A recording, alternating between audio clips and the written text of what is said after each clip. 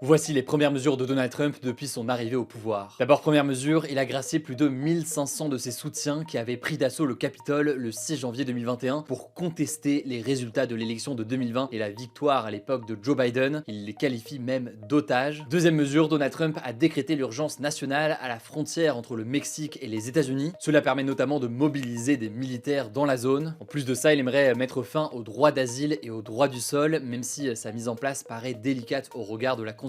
On aura l'occasion d'en reparler. La troisième mesure de Trump, c'est le retrait des États-Unis de l'Organisation mondiale de la santé. Selon Donald Trump, l'OMS aurait escroqué les États-Unis, notamment en matière de financement. Quatrième mesure, sur le plan environnemental, Trump a acté la sortie des accords de Paris, qui est donc le traité international de lutte contre le réchauffement climatique. Il faut savoir qu'il l'avait déjà fait en 2017 lors de son premier mandat. Joe Biden avait ensuite fait annuler le décret lors de son arrivée à la Maison Blanche, mais Trump donc acte une nouvelle sortie. Et le nouveau président souhaite aussi extraire un maximum de pétrole et d'hydrocarbures, et ce malgré l'alerte des spécialistes en matière d'environnement. Cinquième mesure, les États-Unis ne reconnaîtront plus, je cite, que deux genres, masculin et féminin. Trump a aussi fait annuler plusieurs textes signés par Joe Biden pour lutter contre les discriminations raciales ou en fonction du genre. Sixième mesure, Trump compte imposer des droits de douane de 25% au Mexique et au Canada. On a une vidéo sur YouTube prévue à ce sujet, si jamais ça vous intéresse. Enfin, on l'avait déjà évoqué, Donald Trump a annoncé reporter